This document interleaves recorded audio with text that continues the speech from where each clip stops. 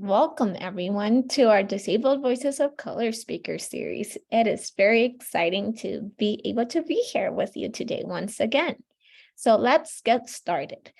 Before we begin our presentation, we just want to cover a few accessibility features. Next. So just for everyone to know, we do have an ASL interpreter here today who's going to be available. We also do have captionings, which are occurring. So if you go into the Zoom toolbar and press the CC, you will be able to see the closed captionings and you would be able to show you the subtitles. In addition to that, we also do have stream text. So there's going to be a link that is going to be put on the chat. So just follow that link to be able to get captionings through stream text. Next.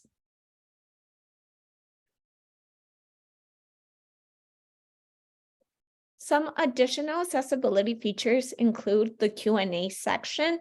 So if you have any questions at any point throughout the presentation for our speaker, feel more than free to write your questions in the Q&A. We'll spend the last 15 minutes for folks to be able to ask any of their individual questions. Beyond that, if raising your hand works best for you, just please use the raise hand function, and we would be unmuting you to be able to ask your individual questions. We also do have the chat functioning, which is more than anything going to be used if you need any technical support, if you have any issues with stream text or captionings, etc. Feel more than free to write whatever concern you may have on the chat. That way we can be able to follow up as quickly as possible with you. Next. Just a little bit about our Disabled Voices of Color speaker series. This is typically a monthly installment. Right now, we've been doing this more on a bi-monthly level, but within the speaker series, we tend to invite a lot of disability activists to speak about their advocacy within the community and how youth can get involved. Some awesome examples of former speakers have included Mia Mingus, Ryan Easterly, Dara Baldwin, Nikki Brown Booker, Dante Allen, etc. We have had pretty awesome speakers. So yes, next. So a little bit about our guest speaker today, which I'm very excited for because I had the pleasure to physically meet her. And that's Andrea Jennings. Andrea is an accessibility and disability strategist, model, actress, public speaker, commissioner, and founder of Shifting Creative Paradigms Entertainment and Production. Her work is focused on ensuring underrepresented individuals in the media, such as disabled individuals, are able to have a seat on the table and become strong leaders in the entertainment industry. Next. Now, before we begin, a few quick things I would want y'all to know is that we're bringing back our statewide monthly meetings, which are open for anyone. These meetings are going to be very much youth-centered. Our next monthly meeting is going to be happening on June 8th. We'll start having them every month from now on, which would be every second Thursday of every month at 9 a.m. The link will be sent to everyone through email and listserv and SurveyMonkey. Our next Disabled Voices of Color speaker series is going to be on June 22nd at 3 p.m. And our guest speaker for that event is going to be Christina Curry. Next. And a few quick things of our social media handles. We have TikTok, which is at Yo Disabled and Proud, Instagram, which is Yo Disabled and Proud, and our sister, which is like the Do Network program, which is in Instagram, at donetwork.org. And next. Now let's begin with our questions. All right, give me 1 second, y'all. So once again, I wanted to restate that I am very excited to see everyone. And I wanted to welcome each of you to our Disabled Voices of Color speaker series. Once again, a little bit thing about our Disabled Voices of Color speaker series is that it was created to give diverse leaders the capabilities to express themselves and talk about their individual experiences, fitting more than one community group. As we mentioned today, we have Andrea Jennings here with us to talk about her background, her experience in the entertainment industry, her hopes in creating a more equitable space for the disability community within the entertainment industry, nevertheless, what her hopes for the future are within the disability justice movement. Today's discussion will be a way to focus, for us to focus on the disability community, being such as on different critical topics. Those topics can move from intersectionality, ableism, and disability justice, and how we can make sure that our community is being represented. Intentionality, intentionally making space to bring disabled leaders of color like yourself and spotlighting the magnificent work that are being done on our behalf is one of the ways we choose to educate and build leadership skills of disabled youth. So with that, we appreciate our guests for taking the time to speak with us today. With that, we'll get started with one question that oftentimes is overlooked. These last couple of years have highlighted how important it is for us to check in. With that said, Miss Andrea, how are you doing today, and how are you feeling being a disabled leader living in the entertainment industry pre and post-COVID? Well, first of all, Jessica, I just want to tell you, thank you for having me here. It is such an honor and a privilege. Yes, and we met before in DC, thanks to Carol's great event, NOD, celebrating ND, National Disability Awareness Month, and Terry for getting us, connected, speaking about that connection, right? But to answer your question, which is an absolutely great question, especially a timely question, right? As we move out of taking COVID and the pandemic seriously, there are people that are underrepresented and marginalized that this still affects, and I'm one of them. And basically how I'm dealing with that is I'm okay. I support people that deal with these sorts of catastrophes where we're not taken seriously. We're usually put on the back burner. So what I do is I cannot stress the importance of self-care before caring for others and supporting others. You really do need to understand the importance of taking some time for yourself, because you can't really pull from an empty well, so to speak. I hope you're doing well.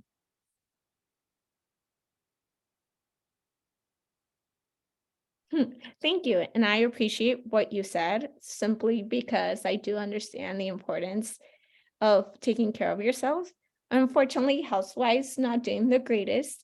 However, beyond fortunate to have an amazing community supporting me and like being able to provide me with the opportunities to know when to take a step back, and then also knowing when like I need the support within the work that I do to make sure that we're all being successful, because one success is everyone's success at the end of the day. Yeah. And I wanted to add, we talked about connecting, and part of that self-care is I think we have to restructure how we connect as leaders, how we connect as employers, as friends. Prior to pre-pandemic, right? It was maybe a quick check-in. I think now, knowing, especially people like you and myself that are in this space, making psychologically safe spaces, not just the workspace, but in our friendships. It's okay to be vulnerable. It's okay to say, I'm not okay today. So I think it's about changing the way that we connect. We need real connection now. I love that very much, just because I truly do feel for that. And I think that's something that is needed in a lot of the work that is being done today. So it's really great to be able to see awesome leaders like yourself be able to take that initiative and be able to remind people of the importance of self-care and why it's important to begin with. With that, I want everyone to know, I do know a little bit about you, but I would want others to get to know a little bit of my privilege of knowing a little bit more about you. So would you be able to tell us a little bit about yourself, and what do you enjoy most within your work, and what challenges do you face within your work environment? That's a great question. And we're going to talk about this later. You and I have talked about this. Marginalized individuals have a hard time with bragging about themselves. It seems like we're bragging, right? And this is something that I want the youth to know, especially marginalized youth like disabled youth, is that it's okay. Sometimes we live in a world where we're kind of pushed away, pushed down, and so we don't believe in ourselves. When as a leader, sometimes I'm asked to go in spaces where I review scholarships, and I look at essays versus their resume, and I know that when they talk about themselves, it doesn't reflect what's on their resume. And that's because marginalized youth, individuals, and people like myself, we feel uncomfortable. We think it's bragging, and it's believing in yourself, making sure that you have your own identity. We talked about that as well. But to answer your question, my name is Andrea Jennings. I'm a Black woman. I'm wearing a Black blazer. There's a purple background. I have blondish brown highlights. And I work at the intersection of accessibility, entertainment, and government, as I am the founder and chief accessibility officer of my company called Shifting Creative Paradigms, which is an entertainment and production company. I'm also a commissioner for the city of Pasadena. I'm the chair of the Accessibility and Disability Commission. So it sounds like I'm doing a lot of different things, but also to answer your question, living at the intersection of all of this, being an intersectional person that identifies as a Black woman who's disabled, I'm learning that there's differences, but then there's these things that correlate. And so in all of these different spaces, it's usually the same thing. It is getting people to understand that accessibility is not a lesson. It can be. It's not a checklist, right? It's a lifestyle. And accessibility should be integrated into all areas of our lives. Disabled people make up 1/4 of the US. I'm sure people have heard the stats, but just in case. And we're not asking for people to feel sorry for us. We are asking for people to give us, to level the playing field and give us opportunities. We want people to level the playing field so that we can be successful. And so in short, I do a lot of different things, but my professional, my personal goal is to elevate marginalized voices, to allow them to speak for themselves via content through my multimedia production company. You said a lot of awesome things, which are very important to be able to state, such as the intersectionality of who we are as individuals, because folks oftentimes forget we as individuals fit more than one community. Oftentimes we fit multiple communities, and it's important to be able to recognize that and be able to honor that. And what's pretty awesome about the disability community is we really have representation of more than one community, and it's really cool to be able to see our community prosper, because more than anything, we've been going through multiple obstacles, and fitting more than one community oftentimes negates how people view you, especially when you represent, like, multiple communities are oftentimes underrepresented.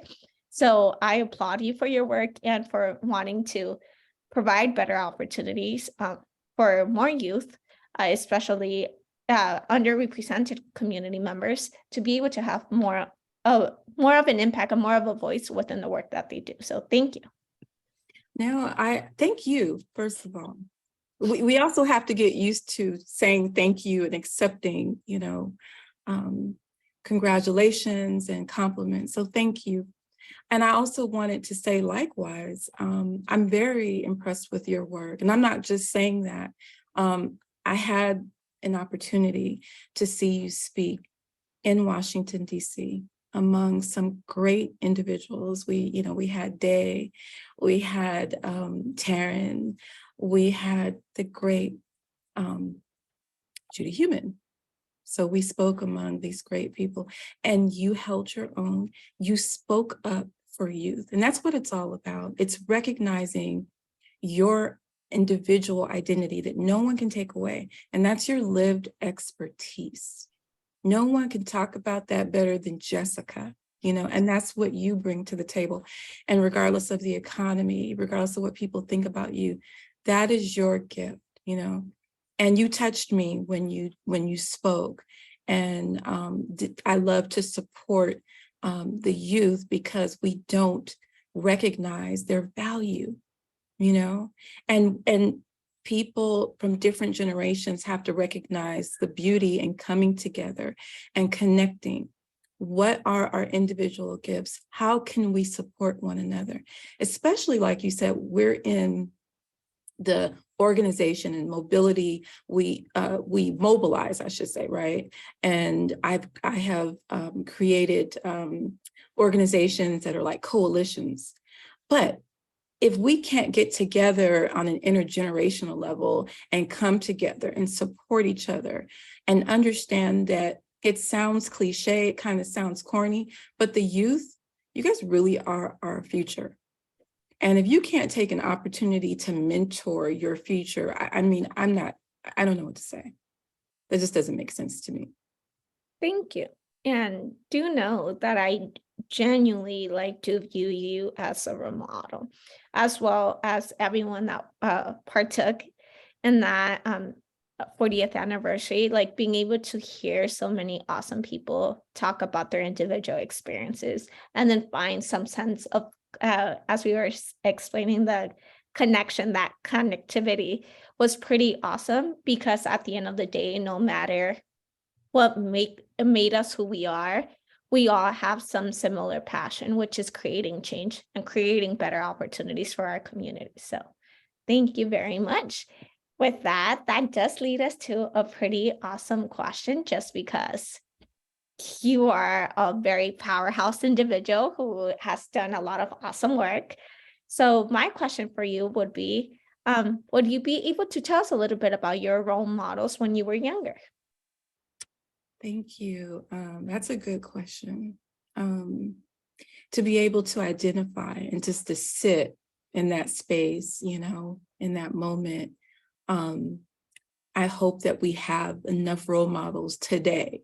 You know what I mean? That's one of my concerns. And we do. We just have to reach out. My mother was my top role model. She is no longer with us. She passed away about maybe 11, 12 years ago. What she did leave me with was she led with, let me back up. She was one of the greatest leaders that I knew.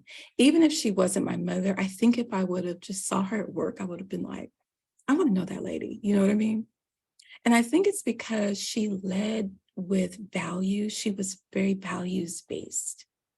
And no matter what, her goal in raising me was to prepare me for obstacles, not saying that they should be there, right? But just letting me know that they're there. And she just wanted me to make sure to fight, but she wanted me to make sure that I maintained a sense of my character, that I wouldn't become jaded in that fight. And that's difficult. And as leaders, we have to remember to write our personal missions so that we don't forget. That it's not just about a financial gain. It's not just about making sure that people like us. We have to really go back and remember, like, what is the why? What is your why? Are you carrying that through? Many of the things that we're going to talk about today is just understanding the historical content of why you're doing what you're doing, making sure that you still have your identity while you're doing that, your character. And where are you leading? Who are you leading? How are you leading? And so some other people that I looked up to are teachers. I don't think people realize how important teachers are. I mean, they're just recently have they begun to put the spotlight on teachers. I mean, they're so crucial. And so a teacher, a lot of times, people will say, what did your parents do? Or if you're experiencing this, maybe it's something that, your parents did. But oftentimes as children, we're surrounded by so many adults and so many role models, like you're saying. And there's some people that don't realize that just a smile, a nice, kind word, some support, and some mentorship really goes a long way. So I have some teachers in mind that I remember, you know, and also just understanding our civic leaders. Sometimes I go and I man tables. And when I see the community, when I see people who look like me, or they see that I look like them, I'm disabled as well, I'm Black, I'm a woman, just taking the time, like we said, to connect. Whew, that actually got me emotional. And your mom sounded like a beautiful woman to begin with. Thank you. And I genuinely do agree that more often than not, our role models begin from our youth and are the people that have the most amount of impact into who we are and who we become as individuals. So I can also attest that for me, my biggest role model and like the person that I view as my champion is my mother. And like, so I feel that and I understand that.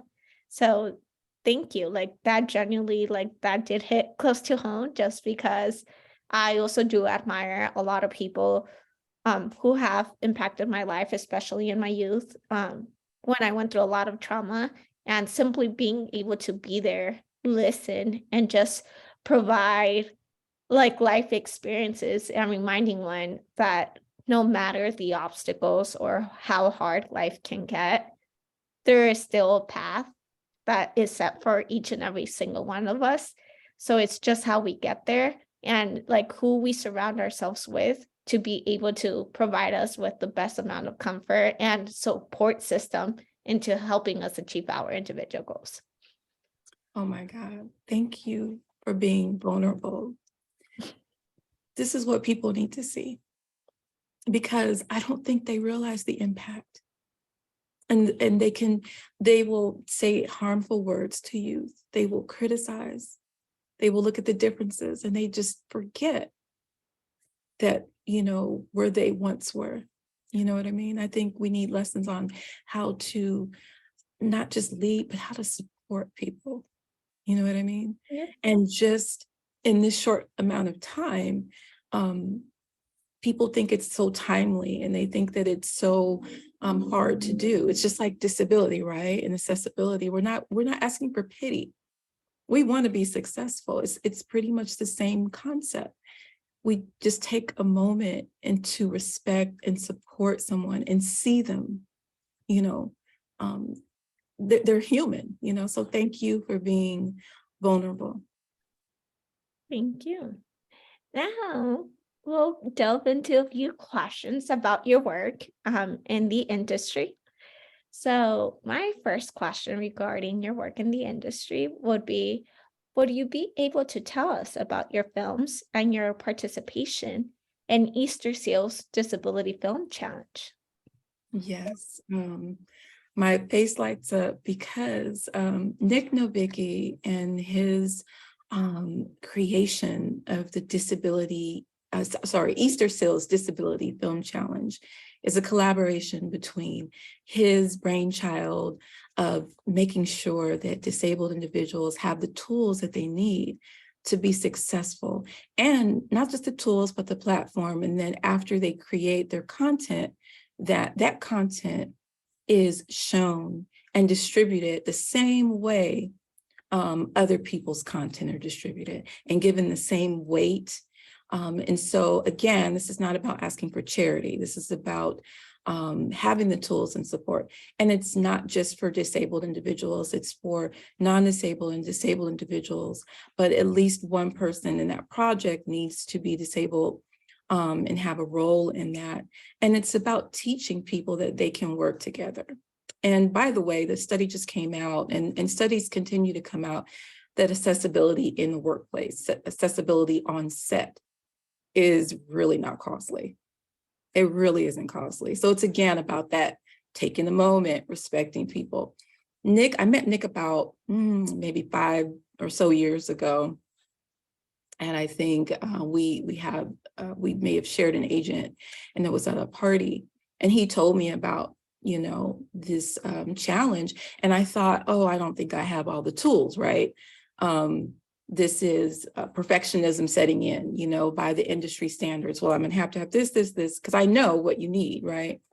So my thing is, I don't want to be vulnerable, like I just told you, thank you for doing, right? And do this, and then it looks really terrible, Nick, like, you know what I mean? And so one day someone asked me to be, you know, an actress in it. And I said, sure, you know, I'll do that. And then I wound up being, because I think a few people had to drop out, I wound up not being the actress, but to save our project, to be the director and the producer, the actress. And, you know, and then I got thrown in it, right? And I had to do all this on an iPhone. But you know what? I created content. You know, I worked with a group of individuals and we completed it. And there was an article done about how we did it. We didn't have much tools. And here's the thing, what would have happened if we would have had funding?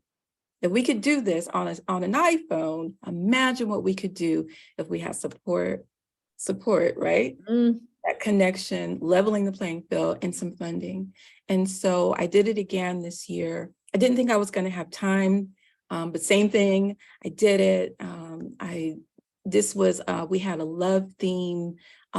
This year's theme was love, which I think is really great, because my company called Shifting Creative Paradigms, we're trying to dispel myths, you know, that it costs so much to accommodate people. We're trying to dispel myths that disabled people can't be romantic and can't have leading roles. So I had a lot of fun doing what my film this year was called Suggestions. And it was about a futuristic potential love story. I'm planning on making that into a very short series. So I'm not going to give you any spoilers today. But as you can see, I'm lighting up. I'm someone that supports people in this industry, but I think it's important for me to actually do and participate so that I know what it feels like. Oh, you have me all excited just because, like I mentioned, like the whole sense of the entertainment industry is something that has always fascinated me. And as someone who has played music and has done acting in middle school and high school, it's definitely something I enjoy. So, like, I'm very excited to be able to see your future projects. So, Glad we have this conversation. So I'm going to tell you and everybody to go online and view the films at Easter Seals Disability Film Challenge. They had some incredible, very professionally done films. And usually you get a weekend, but I think they've extended it to 5 days, which is really great. So I'm glad we had this conversation. So now I'm going to be your accountability partner, you know? yeah. And call me if you need support. Heck yeah. Which leads me to the next question, just because I feel it's so very much connected to a lot of the things you hit within this former question. So my next question would be, why is it so hard for the entertainment industry to portray people with disabilities in a positive light?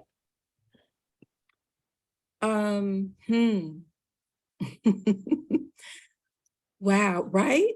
You know, well, I think it's limited perspective,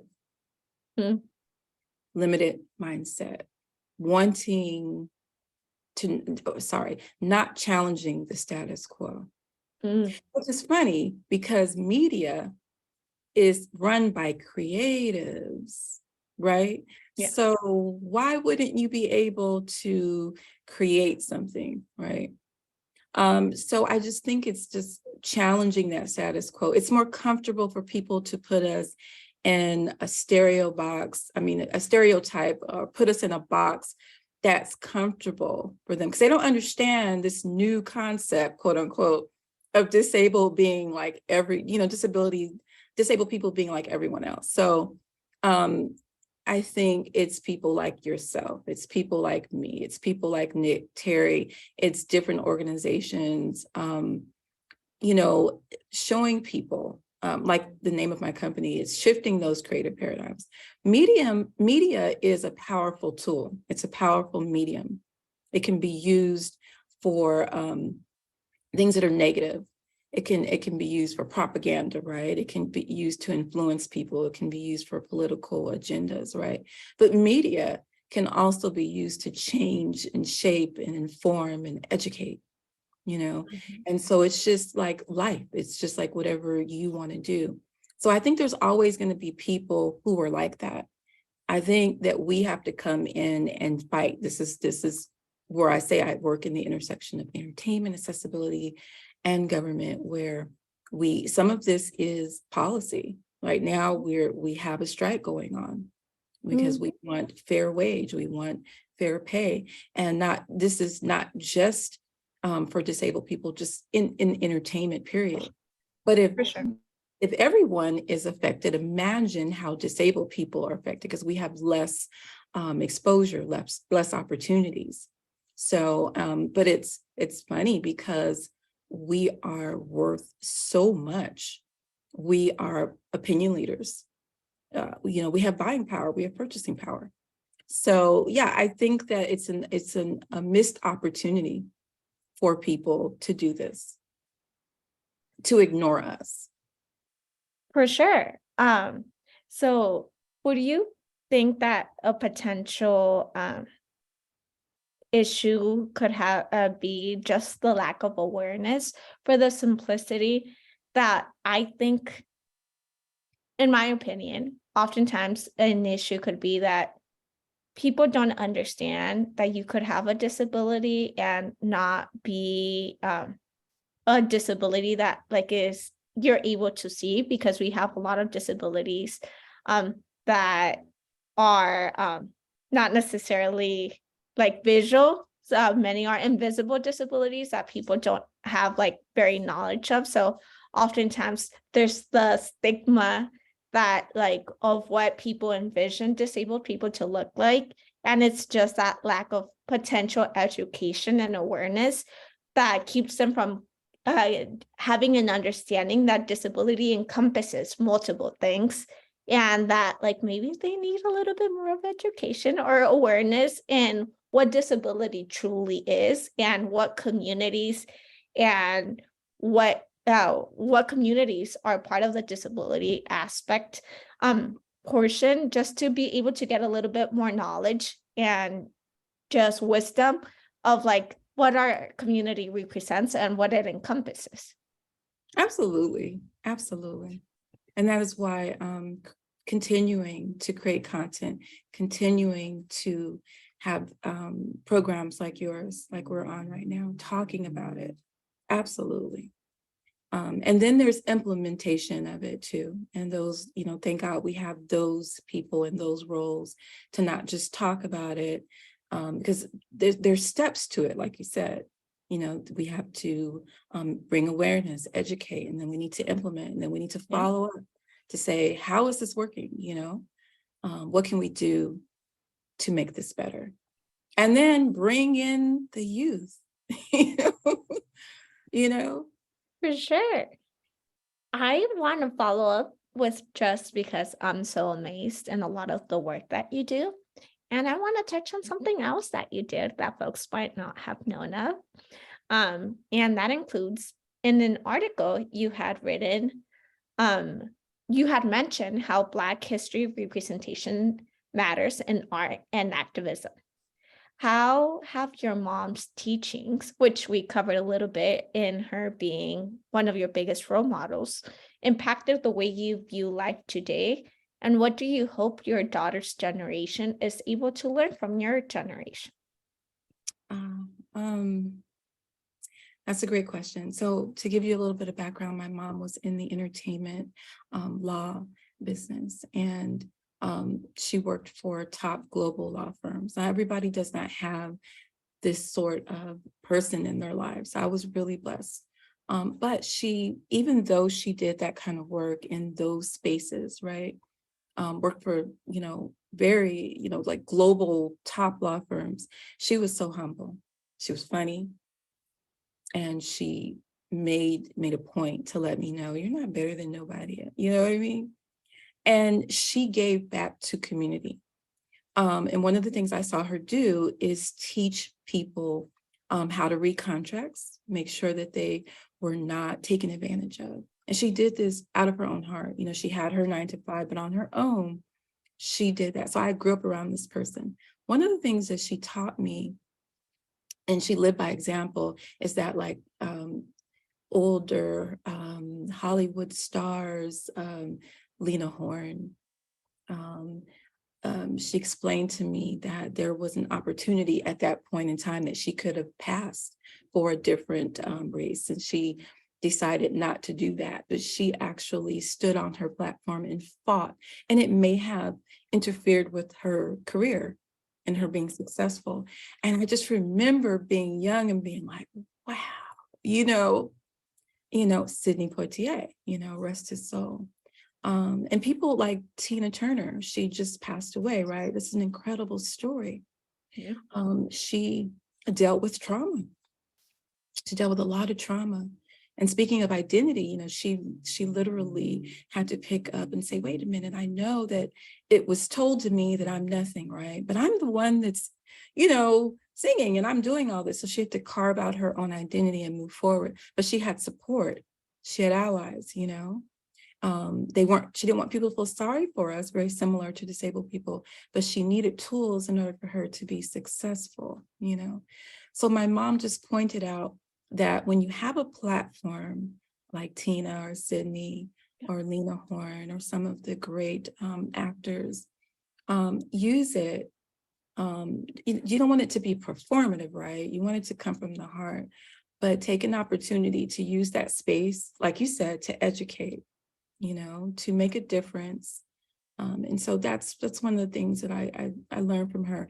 And what I want my daughter and her generation to know is 3 things, like understand the historical context of the situation. I remember one time my daughter was so saddened about just the social justice that we don't see when someone is shot and killed.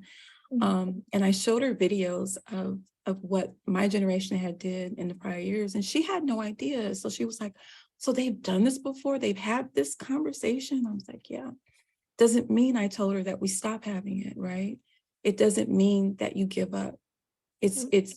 I want to empower you, her, and other youth and other people to understand that it's not about, it's kind of like, you don't want to reinvent the wheel, the history, but you want to take what your gifts are, what your generation knows, and you want to bring that in. So I remember just talking to her and she was like, oh, I think maybe we can do an app. You know what I'm saying? Yeah. So that's how we combine the generations and come up with equitable solutions. Oof, I love that. And it's important to state that oftentimes my generation and today's youth, we strive so much to create change and make sure that we're being active, because there's obviously a lot of issues that are happening right now on a national basis. But we forget that we have had, history has shown us a lot of our civil rights activists and awesome work that they have done, and a lot of resources that they established.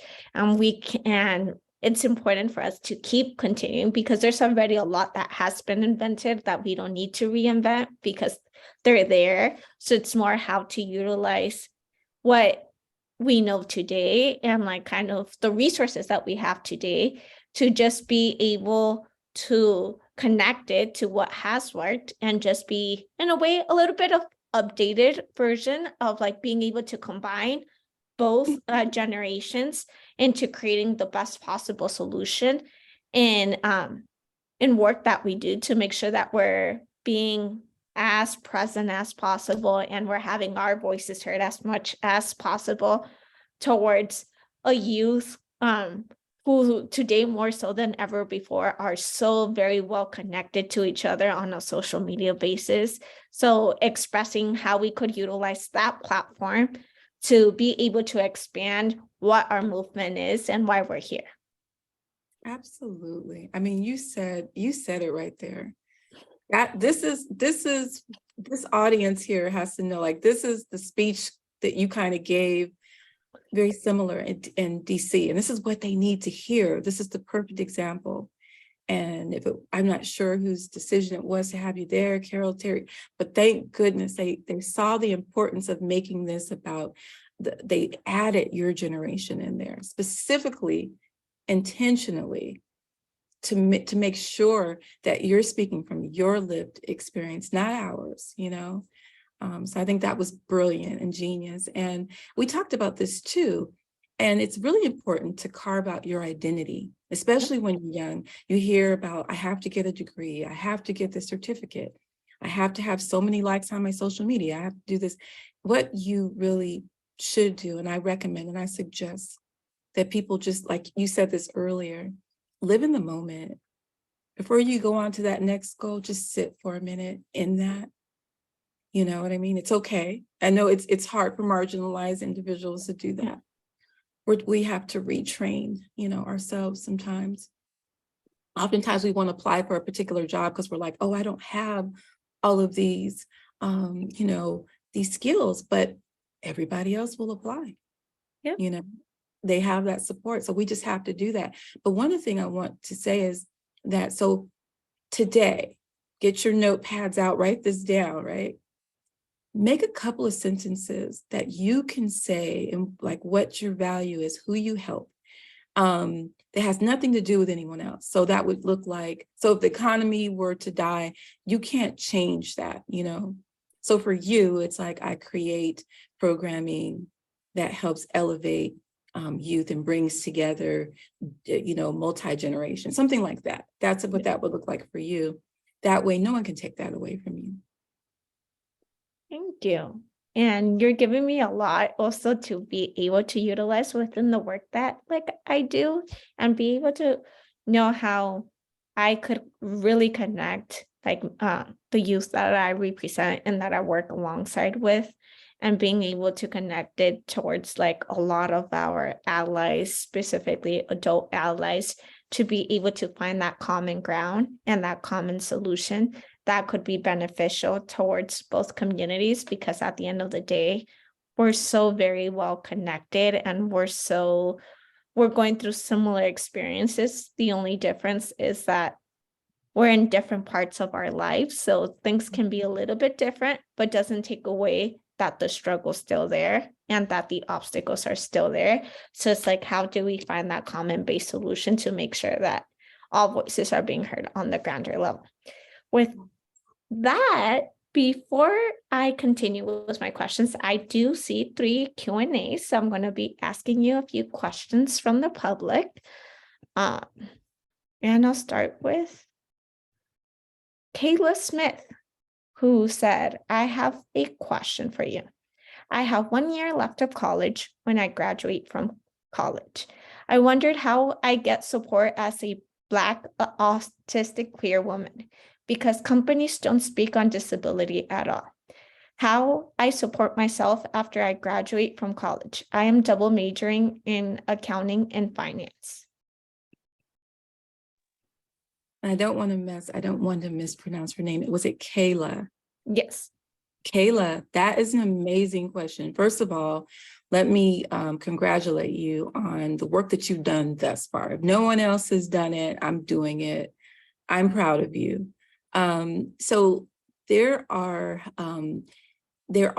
some support that you can have. First of all, there's an organization called Lights, Camera, Access that Terry Hartman Squire runs that company, along with a lot of great allies and a lot of great support. So you can get in touch with her. Maybe she can put her information in the chat. And also, there is a great organization called Department of Rehabilitation that can support you while you look for work and while you're in school. I recommend and suggest you reach out to them, Department of Rehabilitation. And then there's a great organization called California Transition Alliance. And those are some support systems. Please also reach out to me so that we can continue this conversation.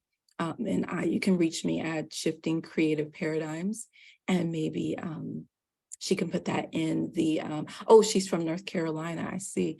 Well, we do operate globally. So again, I would love to speak to you because I'm familiar with North Carolina. And then something else that Kayla wrote, and I also do want to read it just because I also connect with this being a brown woman, how the media industry includes Black and brown disabled people. Or how does the media industry include Black and brown people? I wish I can see people like me as a Black autistic queer woman on TV. Media makes people assume that white people can only have a disability, and that narrative needs to change. Before I'll let you begin, Andrea, I gotta say, I agree, Kayla, and not only just on the entertainment industry, I think overall, historically, when it comes towards disability, more often than not, um, BIPOC individuals, and when you fit more than one community group, are oftentimes not heard, and the stories are not as vocalized as much as they should be.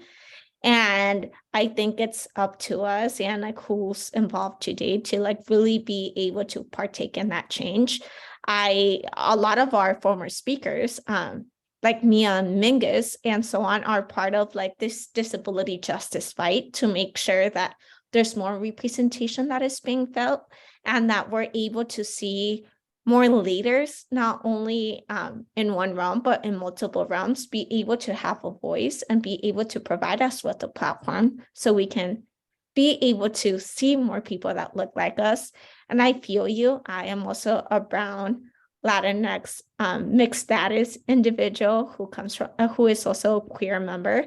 So I feel you and I hear you. And like that is something that I actively work on, which is the biggest reason why we developed this Disabled Voices of Color speaker series, is to make sure that multiple communities, in this case, I'll talk on myself, like that my community feels that they are being heard and that they are seeing leaders and different members who are part of more than one industry be able to talk about their individual experiences, because there's a lot of people that look like us who have done a lot of work to provide us with an opportunity to vocalize ourselves. So thank you, and know that I hear you, and I'm very, very grateful for your questions, and I'll pass it to Andrea. No, I mean, you summed it up. It's because this is the thing. We have to let people that are experiencing that speak. That's what you did. You know what I mean? I'm here to support, but on that subject, yeah, you're absolutely right. I agree. This is where Shifting Creative Paradigms, my organization, that's one of the goals that we have, is to let people tell their own stories. My goal is to perhaps obtain a first look deal, and what that is a particular contract that allows you to create content, and then you would go to a major network and they would help, get that content implemented with their support. The reason why I want to do that is exactly what you have all said, because we're not being represented. And then within the Latino community, there is Afro-Latinos. So I'm hearing the same thing, where my grandfather was Dominican. He passed. And so that's a whole nother subcategory that totally gets left out. My good friend who passed away, activist Ingracia Figueroa, could speak about that if she was here. I can't speak for a Black man, right? So that his voice needs to be heard and elevated. I do go in spaces where sometimes I do have to speak up for people, but the best practice is to center the most marginalized. The best practice is to have people speak for themselves. I agree. All right, and I'll follow up with a few things Terry wrote. Such includes about Kayla. Kayla Smith was a valuable member of the ADA Lead On social media team for ADA 30 and Deem and Black Future Month. Great response. Andrea, many allies to support BIPOC youth leaders with disabilities. Lead On in community. question for you, Andrea, from Terry, uh, is what advice would you give BIPOC youth with disabilities, and what advice would you give to your younger self? What do you wish you had known then that you know now? I would say to keep believing in yourself. Like I said earlier, create your own identity, because we can't depend on how other people perceive us. You know what I mean? As I fight, as people like Jessica fight, there are people behind you. There are people that support you that you don't even know. And we just need you to show up and be prepared. It is difficult. It is difficult to go through life and not being centered and knowing that you need resources, but there are people that are there for you. They're speaking on your behalf. But I do want you to use your voice. And I would love for you to contact me at Shifting Creative Paradigms so that I can point you to the right people, refer you to the right individuals, or support you myself. And the last question, which is, I think it all connects together. It's really strong question, which is, as an advocate for disability justice and its intersectionalities within multiple challenges faced within our community, what changes do you hope to see within the disability community to make sure all people have their voices be heard without being ableist? Right. Because of what we've gone through. Thank you. Your questions are amazing, by the way. It's that connection we're talking about. But I think understanding the historical content, and so disability rights, oftentimes left out other cultures, other, marginalized individuals that did not center us. Disability justice, there are principles, there's 10 principles to that. We don't have time to go into detail, but I say educate yourself on what those 10 principles are. I speak to one of my friends, his name is Keith Jones, and he's really in that space. And again, I can't speak up for him, but I can learn from him so that if I'm in spaces where he's not at, I can mention his name, refer him. So I say the best thing to do is to call people, explain to them your side, write a letter. And then what I can do is to make sure that those 10 principles of disability justice shows up in how I lead. I'm making sure that I center the most marginalized individuals. Oof, that sounded so awesome. And being able to know we do have a little bit of time, and I do have a few questions that we have here. What advice would you give to youth who would want to get involved in the entertainment industry?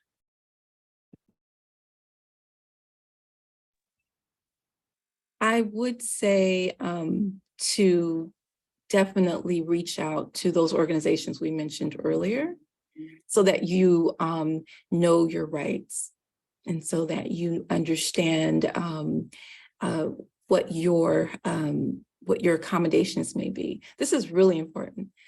Know what accommodations that you need. If you need help with that, there are organizations that can help you because it may be difficult, you don't know. Once you get those, down packed and you know what is it you need, then speak boldly about those things. And this is a sentence I tell people to say, because you're not looking for pity, right? So you say, in order for me to be a successful photographer, in order for me to be a successful writer, actress, these are the tools that I need. Lead with that. And the final question would be, what would be your message that you would want to provide towards today's youth, and in general, not only to today's youth, but overall towards any intersectional movements who have youth who might not feel that they are being represented, heard, and they just need that sense of motivation and empowerment to be able to individually fight for what they believe in. Thank you for that. Simply, your voice matters. You matter. It's an affirmation, and believe it. Oftentimes, we are taught that we are, not important. We are important. We matter. Don't think that you're not bringing something to the table. Sometimes you are the whole table. And some people don't want you to know that. So you matter. Thank you for that. I feel that that's an amazing way to end, just because it's really important for all of us to understand that we all have something special within each and every single one of us that make us who we are, that motivates us into really reaching for our individual goals and just aspiring to be better people. So with that in mind, everyone, thank you for joining us today and having Andrea Jennings. Thank you, Andrea. It's always a pleasure to be able to speak to you because you're such an empowerment leader who has done so much work and has contributed so much to like our community and really making sure that all voices are being heard. So I want to deeply applaud you for the work that you have done and you will continuously do. So thank you. And thank you everyone for really joining us because we had a really awesome speaker. And do know if you missed it, I'm going to be sending like this recording towards every ILC and putting it in all social media pages just because it's really important. And today's message was really important that your voice matters. I think beyond anything, that is something that we should stick with because positive affirmations are always something that we should lead ourselves with. So thank you, everyone. And we'll be excited to have us join us in our next speaker series. So thank you all. And thank you, Andrea. Have a beautiful day, everyone. Thank you for your time. For sure. Thank you.